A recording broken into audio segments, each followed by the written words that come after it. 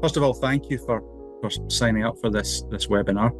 It's the third in a series of webinars that Scottish Golf and our colleagues at the Geo Foundation for Sustainable Golf are hosting.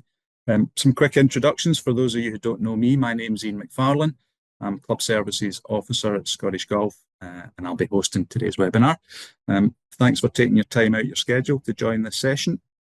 We've got a variety of clubs represented in the group, and we appreciate your interest in this topic. It's a developing topic and one that a lot of clubs are talking about, hence the reason we're putting on this series. There'll be a Q&A session later in the chat where questions that arise during the presentation can be addressed. So if you just put those in the chat function, and we'll answer them either as we go along or at the end of the session. We'll also record this session and it'll be available to watch again BBC iPlayer style on the Scottish Golf website at a later date, and I'll keep you posted with that. And also Robbie's slides from today's webinar will be made available to all attendees as well, so you can digest these and pass them around fellow committee members and other interested parties at your club. So I've already mentioned them, but today's session will be led by Dr. Robbie Fitzpatrick from the Geo Foundation. For those of you who don't know, Robbie and the Geo team work closely with Scottish Golf to help support clubs and provide best practice guidance on the subject of sustainability. The Geo Foundation is an international not-for-profit organisation dedicated to promoting sustainability in and through the golf, and that they have a vision for the game that's shared by us here at Scottish Golf. Also joining Robbie today is Ranald Strachan from St Andrews Links Trust. Ranald is a well-kent figure through his work as the lead West Sands Ranger with the Links, and he can enlighten us on the work that him and his team have been doing in recent years to preserve the courses in the home of golf. Also joining us today is Davy Pratt from East Ayrshire Leisure, who's able to tell us a bit more about the work that has recently taken place at Annan Hill Golf Club near Kilmarnock that's helped transform sections of their course. It's enough for me though. I think you want to hear from the real experts, so I'll hand you over to Robbie and he can lead us through this session. Robbie? Excellent. Thank you, Ian. Hello, everyone, and thank you very much for attending. As Ian mentioned, this is the third webinar in our series on building a sustainable golf club. For those of you who weren't able to attend the previous webinars, I'm Dr. Robbie Fitzpatrick. After completing an R&A-funded PhD on sustainable golf course design and management, I joined Geo Foundation just under 2 years ago as the Innovation Impacts Lead. The first two webinars essentially showed that sustainability is integral to operating a resilient and efficient business and can generate several benefits in terms of cost savings, player participation, and community relations. This webinar is going to delve deeper into a rising and very critical challenge for many golf clubs, and that's mitigating the impacts of climate change and working to protect the golf course landscape. I'll begin with a brief introduction to Geo Foundation before delving into some of the main impacts that golf courses in Scotland are experiencing. We'll then consider some of the key drivers of climate change before exploring the focus of the response from the Scottish Government and other bodies across the sustainability landscape. We'll then consider how golf courses of every size and budget can develop projects to take effective climate action. At this point, I'll invite Ranald, as Ian mentioned, the lead West Sands Ranger at St Andrews Links, and also Davy, Development Officer for East Ayrshire Leisure, who also manage Annan Hill Golf Course in Kilmarnock, to explain some of their projects and offer some of their insights. And then we'll delve into more practical examples from golf courses across Scotland and the UK, before concluding with some information on the tools and support that are available to you as golf clubs.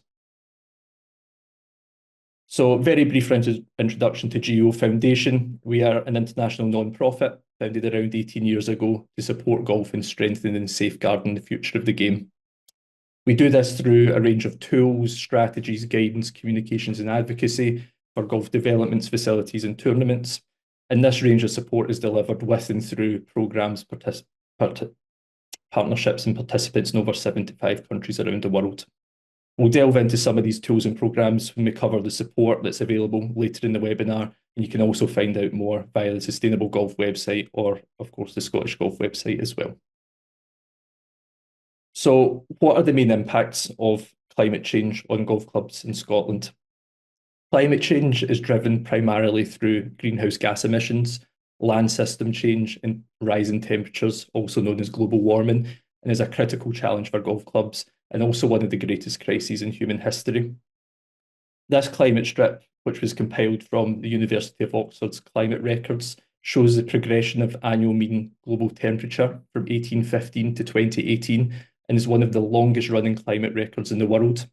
And as you can see, the world has been warming since the beginning of the Industrial Revolution, and especially significantly over the last 50 years. This has a number of impacts, most notably in terms of the increase in frequency and severity of extreme weather events and the ensuing social and organizational impacts that this is having for communities and businesses around the world. And climate change is already having an impact on communities across Scotland. Think particularly about, again, the increasing frequency and intensity of winter storms, wind, rainfall, and then issues of sea level rise and coastal erosion. As the predictions you can see on the screen there show, we're likely to see warmer, wetter winters, drier, hotter summers, and therefore ever-increasing climatic challenges heading into the future. If you look at the top left, we're looking at around a 2 to 4 degree increase in mean monthly maximum temperature between 2020 and 2049.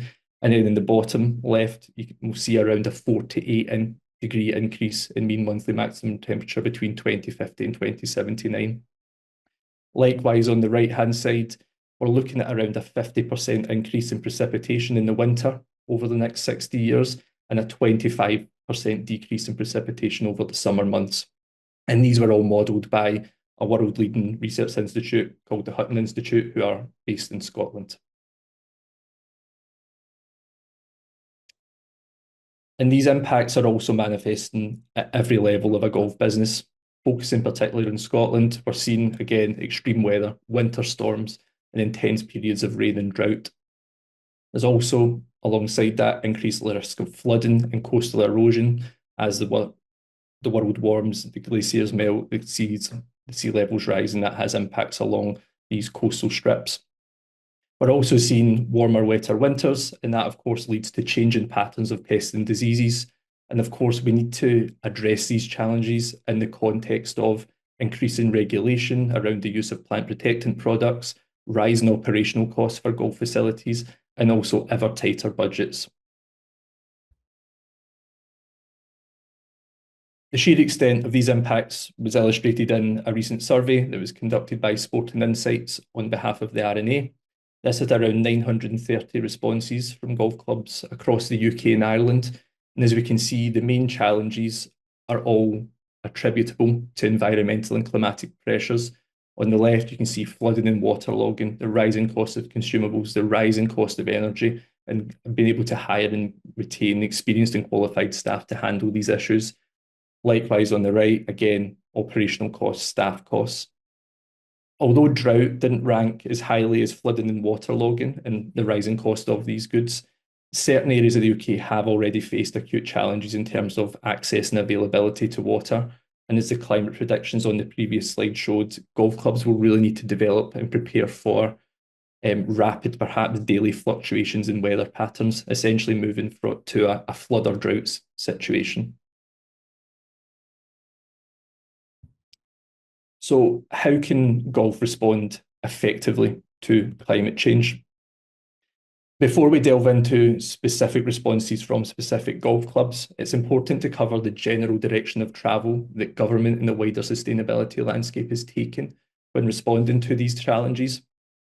It's now widely recognised that the climate crisis is mutually reinforced by the global decline in biodiversity. Biodiversity is essentially the variety of life on Earth. It's the flora and fauna, the plants and animals that live on our landscapes, and these underpin various ecosystem services that provide essentially a life support system for us human beings. And that's particularly through the production of food and fresh water and the regulation of the climate. For instance, globally, when they function well, ocean and land ecosystems sequester and remove around 50% of human-made carbon dioxide emissions each year. And it's also estimated that roughly $44 trillion of economic output, which is more than half of global GDP, is moderately or highly reliant on healthy ecosystems. This is why it's in biodiversity and ecosystems are increasingly considered as a key factor of production, with more efforts to accurately value or price nature through natural capital frameworks. However, through a number of factors, including again, land system change, urbanization, different market dynamics, including the commodification of nature in and through our products and services, this biodiversity is in rapid decline. According to the WWF, the World Wildlife Forum's Living Planet report, there has been a 69% decline in the relative abundance of monitored wildlife populations between 1970 and 2018. And as the images in the right-hand side show, there's been a significant reduction, in particular around wild mammals and marine mammals, to such an extent that only 4% of mammals on Earth are now not humans or livestock. So what human beings are essentially dominating global ecosystems. This biodiversity crisis really reinforces the climate crisis, again, by reducing the land's capacity to sequester and store our emissions and provide that natural resilience to the storms, floods, and droughts. And also, the more the world warms, the more stress will be placed on ecosystems, triggering feedback loops that will, again, increase temperature and extreme weather events. That Living Planet report identified that over 1,000 types of wildlife populations have been eliminated as a direct result of climate impacts such as droughts and wildfires. This image here, which was taken from the UN's Global Land Outlook report, really underscores just how interconnected and mutually reinforcing the biodiversity and climate crises are. As you can see, it's quite complex with all the arrows, but poor land and resource management essentially leads to an increase in greenhouse gas emissions, a decrease in carbon sequestration and storage, and then an increase in floods, droughts, and wildfires that further exacerbate the loss of flora and fauna that underpin the ecosystem services that we require.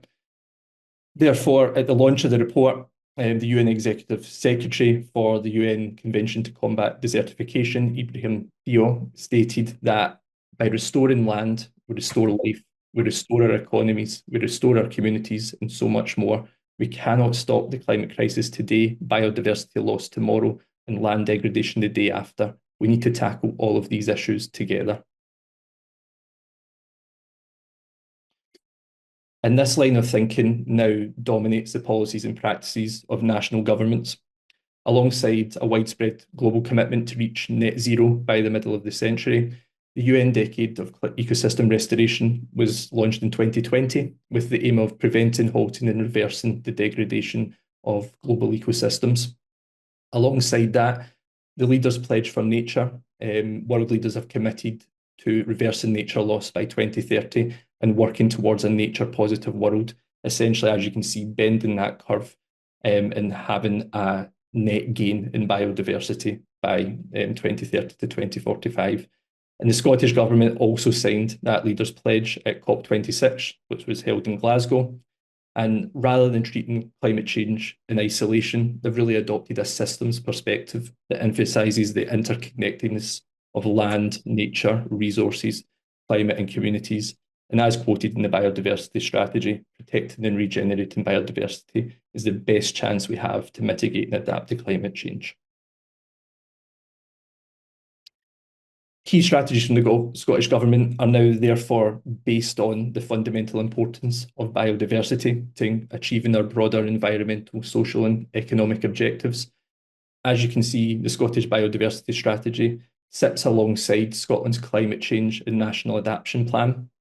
And each of these strategies recognise the need to invest in nature-based solutions. These are considered more cost-effective, longer lasting and multifunctional in terms of the value and benefit that they can deliver to communities. For instance, supporting and investing in green infrastructure, such as woodlands, wetlands, parks, gardens, community allotments, and golf courses, can really help to reduce net emissions, expand carbon sinks, provide habitat and biodiversity, benefit human health and well-being, build resilience to climate change, and ultimately create more healthy and enjoyable places to live, learn, work, and play. Within these strategies, there's a specific emphasis on blue-green infrastructure and a whole catchment approach to improve our resilience to storms and flooding.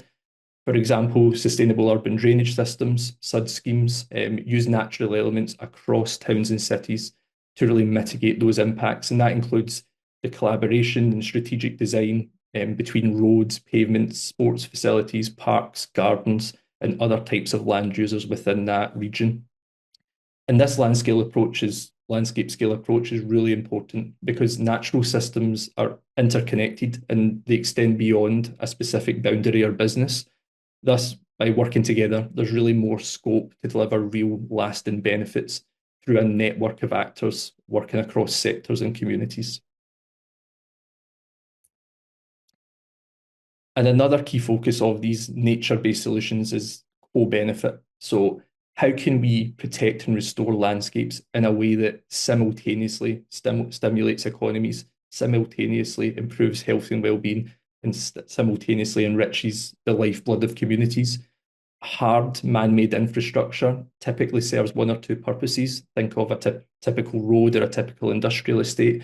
They're there to get people to work or to purchase a particular good or service. But a nature-based approach to how we develop and design our landscapes, such as maybe a cycle network through a habitat mosaic, or shops woven in and around different elements of green space. These approaches have benefits for business, but they also have benefits for biodiversity. They have benefits for human health, and they also help to stimulate the local economy and community. So really the key question here is how can we rejuvenate and reconnect with nature in and through our projects for climate action?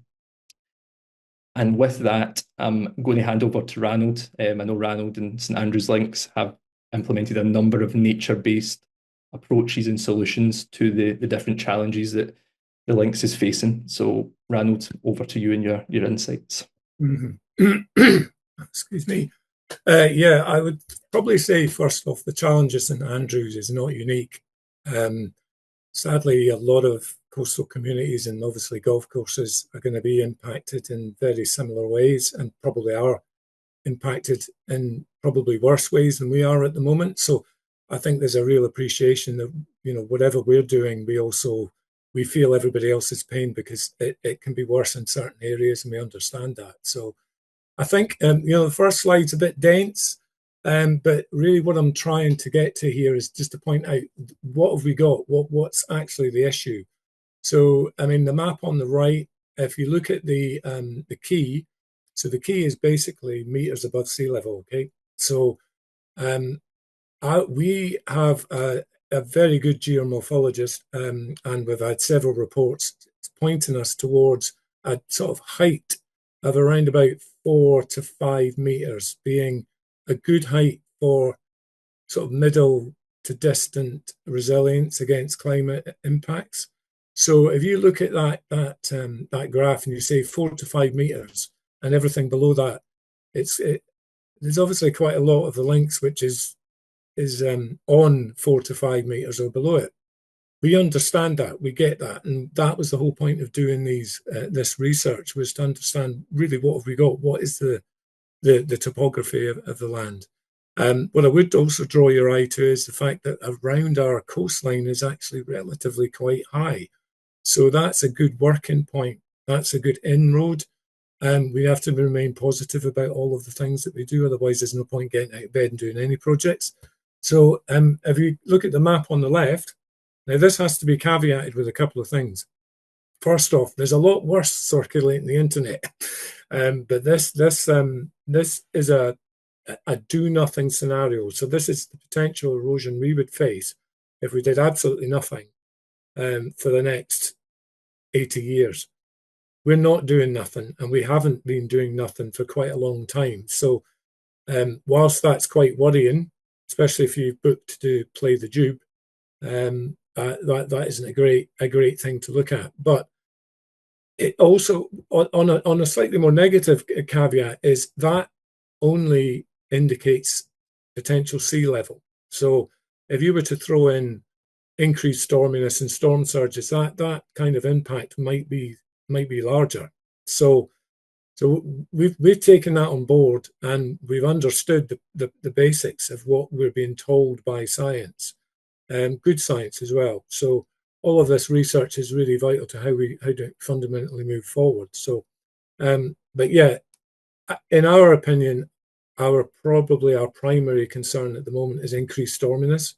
And certainly last winter we had a belt of maybe five storms, which really set us back a little bit. So, but it's all good stuff. It's all grist to the mill. So the diagram on the table on the bottom left is really just for your own amusement. You can see which links course is in the red zone, if you like. But there is a real positive with that as well, is that there is a significant amount of ground in the courses which is above our sort of resilience line of 4 to 5 meters. So yeah, and obviously old course and the new course slightly lower. And those things will need to be looked at in the future without a doubt. So we have the next slide, Robbie. Great, thanks. So this is where are we just now? So what are we doing about it? Hard engineering on the right-hand side.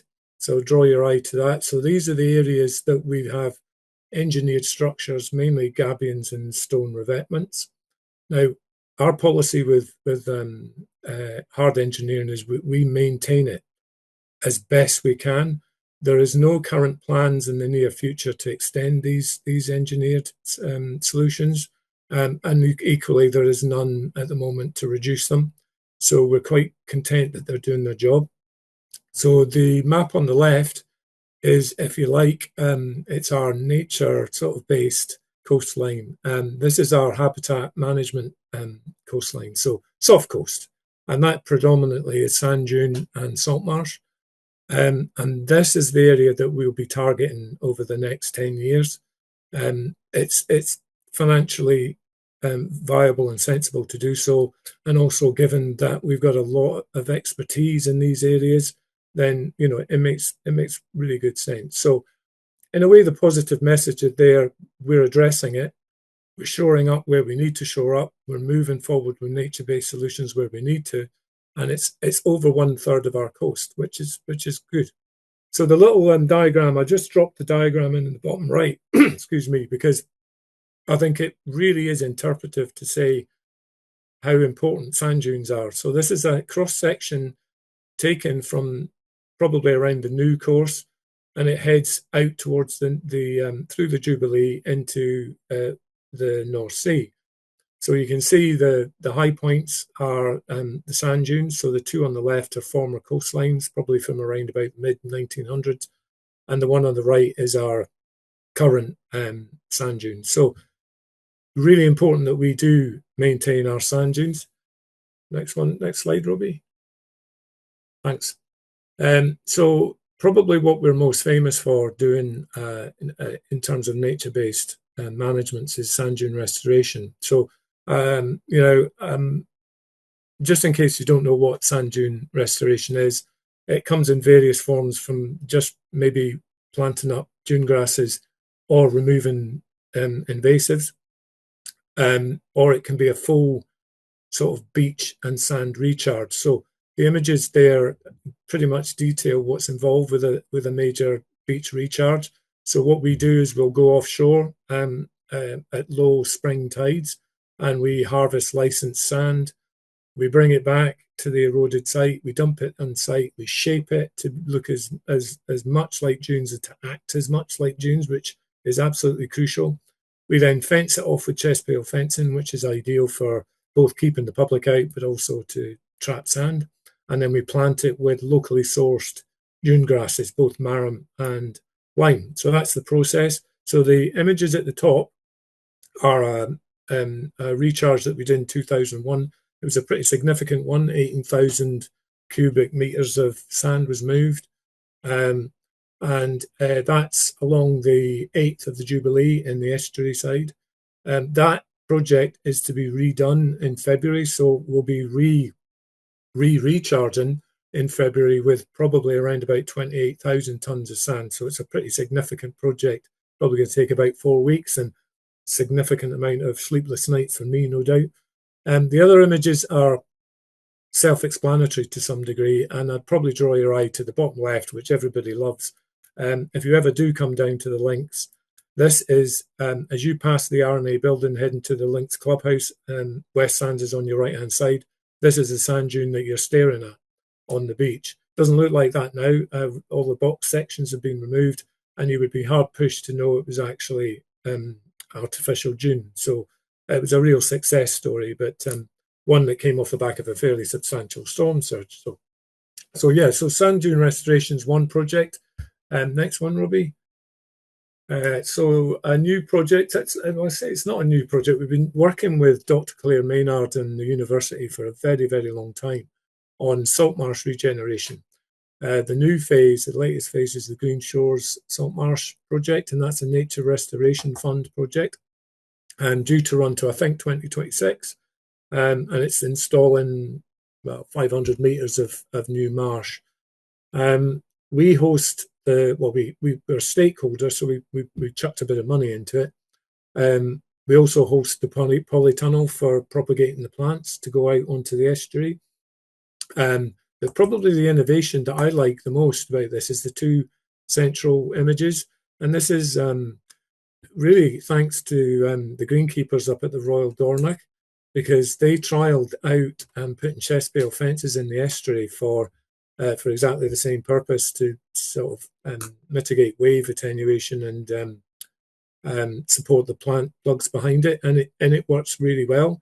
So Claire's brought it down into our neck of the woods, and I'd be really fascinated to see how it works and how things work. What I love about that is the Royal Dornoch did that. Claire kind of stole the idea, brought it down. We've now, in our big recharge that I was saying about earlier on, that's due in February, we're going to build in doing exactly the same thing on the toe.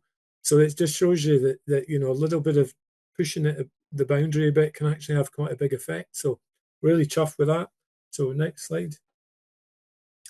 So yeah, so coastal planning. What I did notice when I came here was that there's a lot of information, there's a lot happening, but it wasn't really pulled into a single place. And so we've set about setting out a new management plan, but we don't want a dry document that just sat on the shelf that nobody really read. So what I was really keen to have was a complete chronology and back catalogue, if you like, of all of the works that we have done to date. And then springboarded off that, future recommendations. So our coastal management plan is looking to run to the near future, 2033. And the principle behind that is to buy some time to allow some adaptation to take place. So, you know, and I think that's really crucial. It's a wholly nature-based plan. And what I've written there, and it's really crucial, is that it adds depth and bandwidth. So we're not just restoring the coastal strip. We're looking at projects which support the coastal strip to be as best and as natural and as resilient as it can be. So these projects include Coastal Meadows, our grazing project, which has been running for a wee while now, is very popular with locals. It also means implementation of a ranger service. Know that not every golf club could afford to do that type of thing, but it's crucial to us because we are so inundated with visitors and visitor issues, and we're trying to do sensible nature-based and natural support projects, and the two often don't go hand in hand. So being able to manage the visitors is as crucial, to be honest, as the actual project itself. So community engagement's a huge part of what we do. I mean, just to give you an idea, that to date we've been running the dune restoration project. I think we're up at well over 3,500 individuals have come along to volunteer at some point, planting bits of grass and stuff. And we've actually had people come back and see their bits of dune and name them and all sorts of stuff. So it's a lovely thing to do. So yeah, so I mean, as I said, the plan's about buying time as well as much as doing something, and don't underestimate the positivity of actually doing something, no matter how big or small it is. So we're buying a bit of time. We're looking at things like land raising, water management, Are all our water courses that run through our courses, are they where they should be? Are they where they might be or might not be in the near future? We also have a biodiversity management system. Sounds very, very pompous. It's not. Instead of having a single plan that is written down and shoved on the shelf, it's an open channel between the course managers and myself. We have regular meetings. The greenkeepers have now gotten used to me being around and working with them, and it's kind of like, if there's a small project I've installed and asked them to think a question: how does this impact biodiversity? It might take them 2 minutes to work out. Go, it's not going to impact any. Fine, but I've often been called for bigger projects, maybe changing spraying regimes, whatever it happens to be.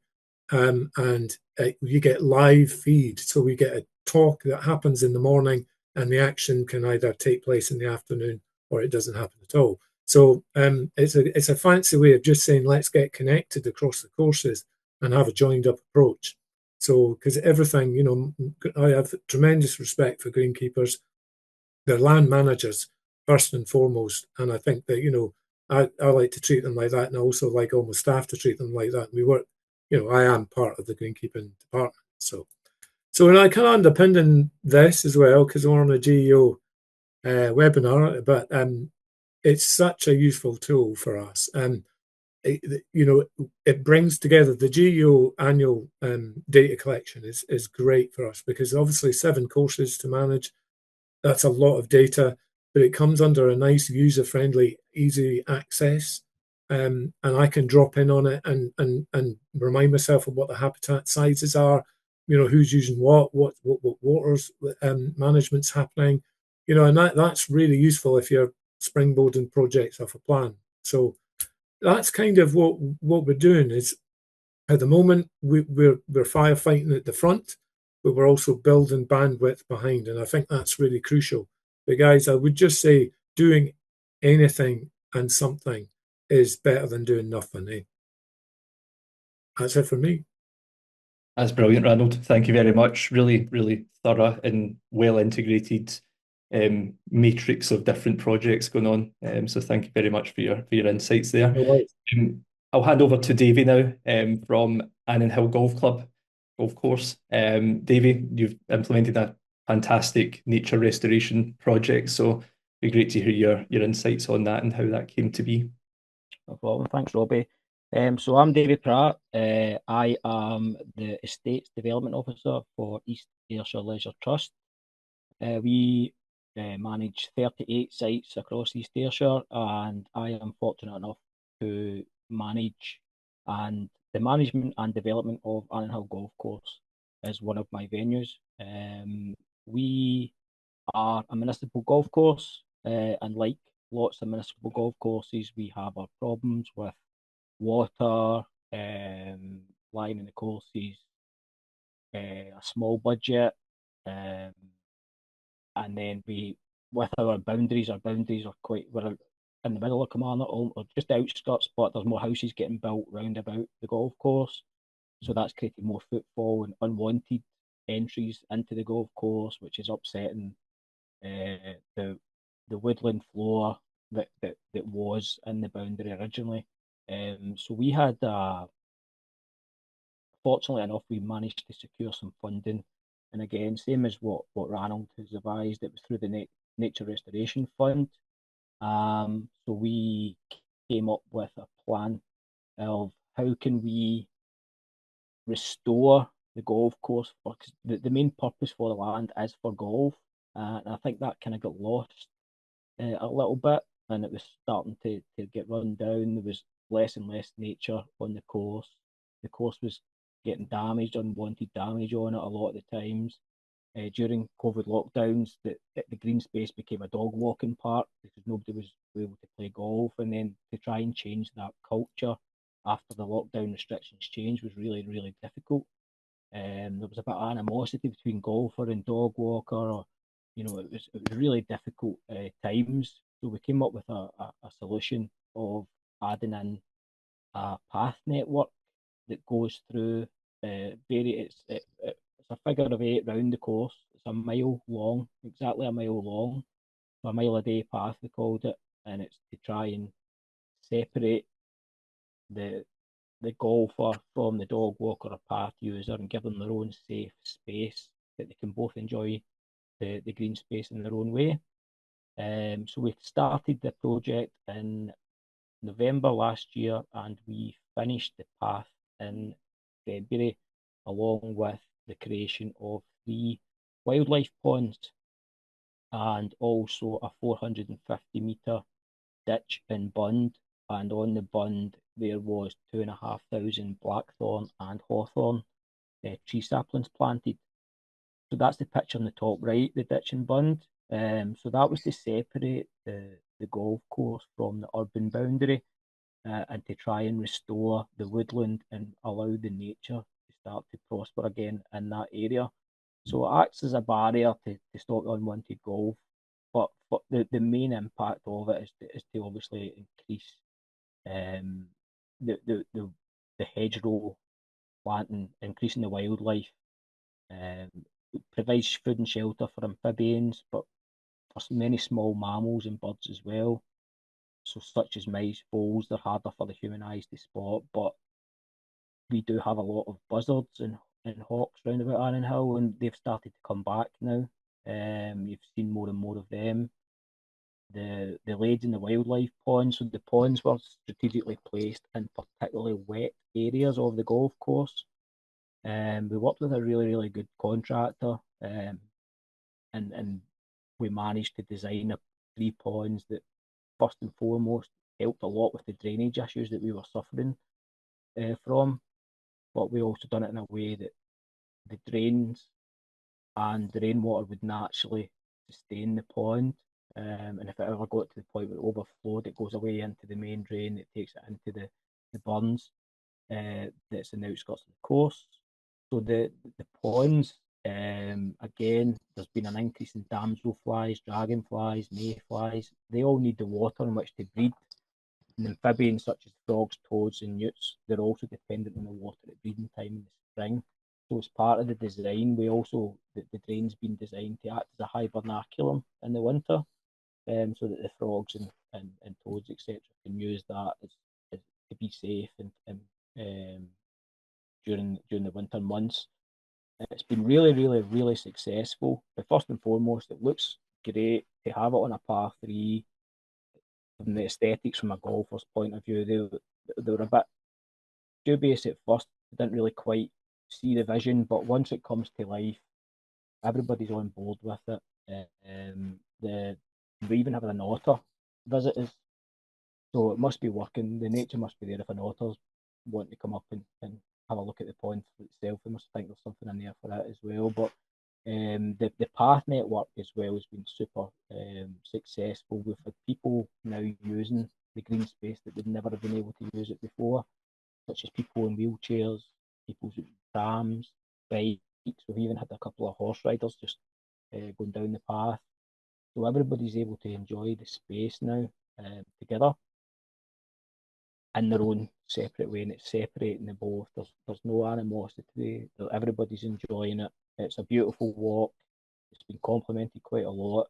We've installed wildflower meadows along the perimeter of the path. That took a wee bit of time to obviously bloom. But the wildflower seeds, they've been planted to attract a wide variety of pollinating insects and potentially encourage new species of butterflies to what's previously rough grassland. And the resulting mass of colour is also a great attraction for all users of the course and the path. Along the path, we've got some interpretation boards, which gives a bit of education on what wildflowers and pollinators, the purpose that they serve, and how important they really are. So that's been well received as well. And similarly, we've got some interpretation on the pond life and what natural ponds can provide to the nature as well. As part of the path network, there is a section where there is a 55-metre boardwalk that goes over one of our V ditches. So it's recycled plastic, so there's no maintenance in it. It's very hard wearing. It will last for 25 years, I've been told. And the benefit for that is it's keeping the users from disturbing any flora and fauna along the watercourse in the wetland area. So it still allows the users to follow the wildlife corridors whilst adding the environmentally important climate change aspirations that our organisation has. So this is just the start of our journey. As was touched on previously, we started the on-course accreditation, and this is just my first year of actually filling the data in things with a bit of help from Robbie, and we're hopeful that we can go from strength to strength. As advised, being a municipal golf course, it is difficult for us to open a checkbook and just throw lots and lots of money at it. So we do it. A lot of the things we do is through upcycling or recycling. There was a situation a couple of weeks ago, where our out of bounds markers, the white posts, kept getting stolen from a particular area of the golf course, which is just where the school kids walk. So the things like that happen. And there was another venue that we operate. We're getting rid of. They were going to scrap 3 sets of 7-a-side goals, but one man's junk's another man's treasure. So I was like, no, we need to keep those goal posts. We can cut them and we can get them put in as out of bounds markers that would be permanent, and they'll not go to waste. There's no point scrapping them if we can use them. That's the sort of attitude that we've got towards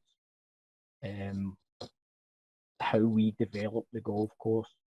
If we build new tee boxes, we only use turf that we already have on the golf course, and we will use soil that we can find on the golf course, and it's when it already likes the environment, so it takes well, it'll grow well, and that's just the story we are. It's a challenge, but it's a really, really, really enjoyable challenge when you can take something that's maybe not used, and then you can recycle it and turn it into something that is used, and the reaction that you get from the staff, they not like the additional work that they might have to go through, but once they get through it all and they get on board with it, they really enjoy it.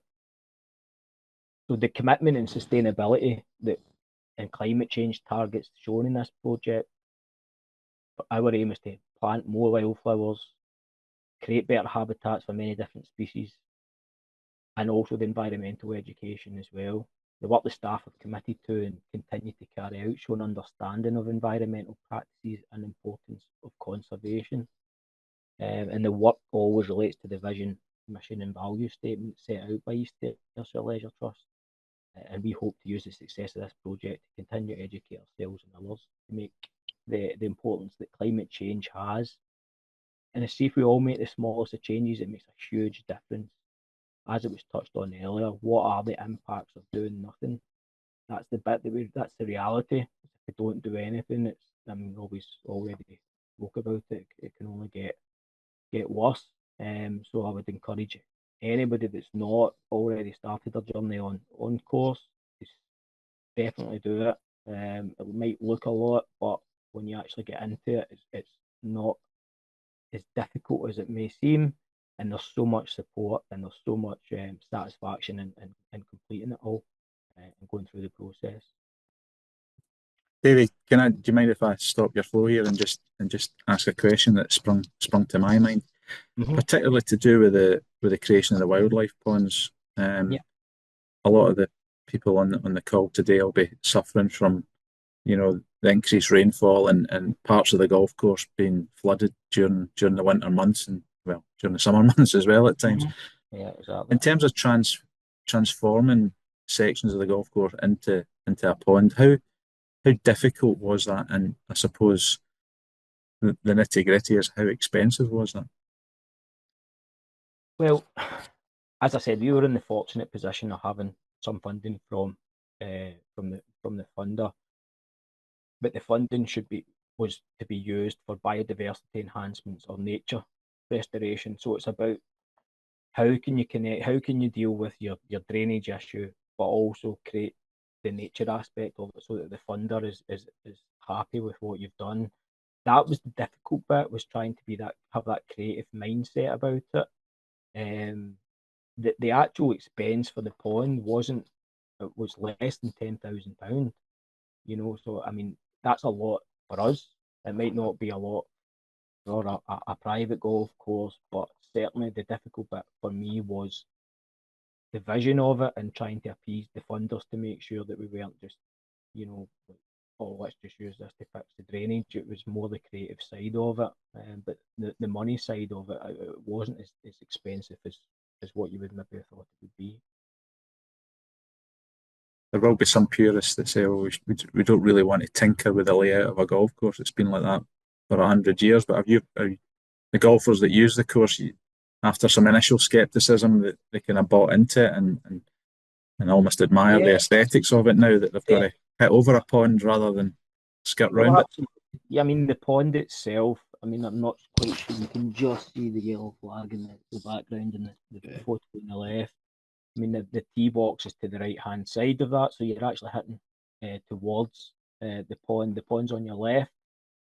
So it's, I mean, if you play with a big hook or something, you will end up in there. But I mean, it's not in play as such where you're going to lose all your expensive Pro V1s every time you play the hole. You know, I mean, I'm a member at Annandale Golf Course, and personally, I prefer to play in dry greens than worry about putting my ball in a pond. And that the green in question that you can see there was always soaking, because it's where it sits in the golf course. It's in a valley almost. So all the water just congresses into that area, and we've changed basically a marsh, a muddy puddle, into something that wildlife can prosper in, and the public can enjoy and explore. And that was the bit that was the most pleasing part of the whole project, is just what you can actually achieve if you just have that vision and that desire to do it. Golfers are golfers. Golfers don't like any change. I mean, I think we can all agree on that. But the feedback we've had from the clubs that play at Annandale has been nothing short of excellent. We've actually seen an increase of 258% in pay-as-you-play rounds because of the work that we've done in the golf course, and we're trying to get our name back out there. As I said, as a municipal course, you get the stigma that comes with that, but if you ever have the opportunity to walk around it, it looks a lot better than just any municipal course that you might think you've got in your head. It's a lot trying to amplify that and increase the footfall and educate people on their way as well. That's great. Well, thank you very much, Davy and Ranald. That was absolutely fascinating, great insights. And I can testify, I played Annandale probably 10 years ago, 15 years ago as a junior, and then I went to meet Davy about a month ago, and the difference that it's made to the golf course landscape, the aesthetic of the golf course, the strategic interest of the golf course is remarkable. So big congratulations on the project, and yeah, hopefully we can keep driving further. Thank you. And if you've got any questions for Dave and Ranald, just pop them in the chat, and we'll try and leave some more time for questions at the end of the webinar. So I wanted just to really briefly just kind of draw in some more highlights from our highlights hub that other golf courses in the UK have submitted. Some of this will cross over with what Dave and Ranald have already talked about, but looking at drainage, looking at low points in the golf course that might be at more risk of flooding. So Fife Golf Trust, they had a challenge with flooding. They've opened up a very natural ditch, connected a series of drainage pipes into that ditch, and were able to create new habitat in the process of doing that. Again, thinking about those co-benefits for the climate, community and nature. And there are other opportunities for golf courses to naturalise maybe areas of low-lying semi-rough, to provide more natural soakways across the golf course, and also, again, to improve that strategic interest and aesthetic of the golf course. Likewise, as David just said, Pyle and Kinfig, they were looking at water security, and they expanded their irrigation pond system. They also looked specifically at targeting the regeneration of the great crested newt, which is a European protected species, through that project. So again, by creating those pond areas, you're also creating marginal habitat, and you can work with ecologists and start to design that habitat in ways that help to protect and restore endangered species. As Ranald said, looking at habitat regeneration through your coastal erosion mitigation efforts. So again, Royal Dornoch, like Ranald, started to try and regenerate salt marsh along the golf course. and they were really able to slow the speed and intensity of the tidal force that was eroding certain areas of the golf course. And they also included local schools in that project. They helped to explain the project to local kids. They were involved in planting some of the vegetation that was included in there, and really helped to improve outreach and education across the local community. And finally, I just wanted to briefly touch on water stewardship and conservation in periods of drought. In these situations, I think it's very important that golf courses are targeting irrigation only when and where it's required. Firstly, appreciating a brown or drier playing experience. There's maybe more shot variety. Think of bump and run shots. I enjoy playing kind of drier links courses in the summertime.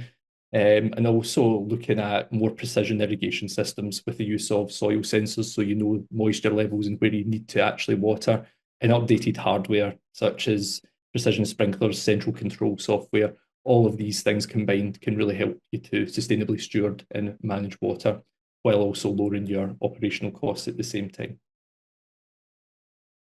And then very importantly, before we explore some of the sources of support, I just wanted to stress the importance of effective collaboration and communication around these issues. Climate change is a collective challenge that's threatening not just one golf course or one business, but the future of the sport and our society. So I think it's absolutely crucial that we work together as a network of actors across communities in Scotland. That will help to secure funding, help to develop collaborative projects, and deliver benefits both with and for the people in and around our communities. And related to this, it's also crucial that golf understands and credibly communicates its value, benefits, and actions around climate change. This will help when trying to secure partnerships, trying to secure funding, whether that's from local government or community bodies. And it's also really important that golf just showcases that it's willing to engage and be recognised as a positive force and nature-based solution within the communities that it's based. Okay, so tools and support for golf clubs. As David Ranald mentioned, we have the On-Course platform, which is a totally free sustainability and climate action programme that's been specifically tailored for golf facility operations. On-Course provides a strategic framework for you to start to build and develop plans and projects, and that includes data indicators and best practice checklists that really help you to manage the landscape for conservation and climate. Those best practice checklists have been developed over several years of expert stakeholder engagement from across the golf industry and other sectors in the world. And it provides a kind of step-by-step pathway for you as a golf club to audit what you're doing, to identify opportunities, and to plan for continuous improvement. And it also includes guidance, materials, and different resources to really help you build climate action projects into the future. And also by inputting that annual data, by reporting your best practices and submitting stories and highlights of what you're doing, it allows the golf sector to credibly report and communicate both the individual and collective value of the sport within communities. And that's really important for shifting perceptions of golf and helping to build momentum and support for some of these challenges, again, from government, from different local bodies. And likewise, On-Course is also the application method for GEO certified, which is one of golf's leading sustainability recognitions. And that's also a great way of boosting your facilities, community relations, marketing, and funding opportunities around some of these challenges. When you input data into On-Course, you're able to receive, again, a totally free sustainability scorecard and carbon footprint. While the focus of today's webinar has really been on mitigating and adapting to climate change, it's important that golf is participating positively in the journey to net zero and are looking to understand and reduce their emissions as much as possible. So these scorecards come with a comprehensive carbon footprint. It shows your emissions by source or aspect of your golf course operation, and it also includes an estimate of your carbon sequestration to help you understand where you really are, where's your balance sitting, are you emitting more than you're sequestering, or are you sequestering more than you're emitting? And that also comes with a climate action plan that's directly tailored to golf course management and operations. And these are also a great way of finding efficiencies and helping to cut your costs. I also want to mention the R&A's Golf Course 2030 project. That includes a whole library of research and case studies on water security and climate change. You'll see in the top right, they've got a whole solutions library that has a number of different projects, and they're all mapped according to cost and difficulty. They also have at the bottom an interactive map to help you understand predicted future changes in temperature and precipitation. That's really good if you're looking to understand different levels of pest pressure, coastal erosion, and all these sorts of issues. And the RNA are also going to be hosting another webinar on coastal erosion in mid-November. Stay tuned for details of that. I'm sure Scottish Golf will be helping to communicate the date and time of that and how you can get involved. Other sources of support, as we mentioned, Nature Scot, who are the ones that steward the Nature Restoration Fund that Ranald and Davy mentioned. They're essentially Scotland's nature agency, and they offer a host of information and guidance on all aspects of sustainable land management, including an entire section of their website dedicated to climate change. As mentioned, the Nature Restoration Fund is currently supporting more than 170 projects across Scotland to help to protect and restore biodiversity. It's currently closed for applications, but I would recommend continuing to check that application portal on the Nature Scot website, as I mentioned, the government will be continuing to invest in nature restoration with links into climate adaptation. The Adaptation Scotland programme is essentially the Scottish Government's climate adaptation initiative, and that website has a host of free tools, support and advice for small businesses. I've got a number of different checklists on climate resilience that you can work through, again, to identify different opportunities. And then finally, Sniffer, for the more scientifically minded among us. They are essentially the delivery partner for that Adaptation Scotland programme, and they're the ones that do all the scientific research and guidance on climate change. And they've also recently published Scotland's first flood resilience strategy. So that's got some really interesting insights in there if you're looking to develop that resilience across your golf course and network and collaborate with other actors across the community. And then finally, just some next steps. So I would encourage you all again to use the QR code to join OnCourse and access those free best practice checklists and start to generate your sustainability scorecard and carbon footprint. I'd also encourage you to visit the Highlights Hub. So that's a collection of over 1,000 success stories from golf courses across the world. You can filter that by climate, so you can just pull up all of the climate adaptation projects. And that's a great way of just learning through peer-to-peer support. And then just to market the future webinars, next one will be focused on community engagement, which is closely aligned here. How do we shift perceptions of golf and engage positively with local government and other community bodies? And then the final webinar will be on sustainability tools and programs, where we'll go deeper into OnCourse and GEO certified. And then my final plug to you all is Sustainable Golf Week, which will beginning on the 11th of November. And that's really a week-long event to recognise, communicate and celebrate the positive impact that the sustainable golf community is having on the world. We'd encourage you to create a few community-based highlights. What are you doing to improve the health and well-being in your local area, to engage with local groups and bodies, and to post them on different social media platforms using either tagging us through @sustainablegolf or using the hashtag #golfercommunities, and we will help to share and disseminate them out during that event. And that is me. Thank you very much for everyone's time. I think we've got maybe 4 or 5 minutes for any questions from the chat, even if there were any submitted. Well, one other question that sprung to my mind, just about Ranald's presentation. Obviously, St Andrews Links is almost unique in this country because of the amount of golf courses and the amount of land that it's looking at, Ranald. But from what you're saying, are there aspects of what you're doing on a grand scale that small community clubs, volunteer-run clubs can cherry pick and tailor to their own requirements?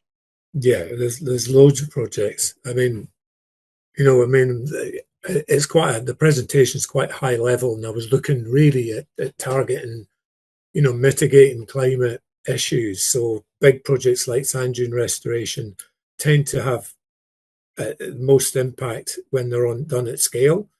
However, I do know that there are even local golf courses to us where like for instance at Crail Golfing Society, wonderful wee course, and they do, they're about to embark on a series of smaller coastal inputs that will have probably as equal effect. So the other thing is adding depth to things is like, I think if you look at Annan Hill, I mean, the uptake, it doesn't surprise me that the uptake has gone up from doing those improvements. And I mean, I think it's like community engagement that can be done by any golf course. At Wildflower Meadows, it's got to be somewhere. But I think maybe the easiest things is to look at what you're already doing. So, can you do something better with your roughs? Can you extend them a little bit? So these sort of simple things, I think, are the bedrock. So yeah, I would think that even if it's, I mean, I'm not trying to be really naff here, but even if it comes down to that, you can put hibernaculaums in and some bat boxes or bird boxes. It's the start of a process of thinking, and I think it's that process of thinking that'll lead others to other things. So, and I think Annan Hill, I think that's a brilliant example of kind of.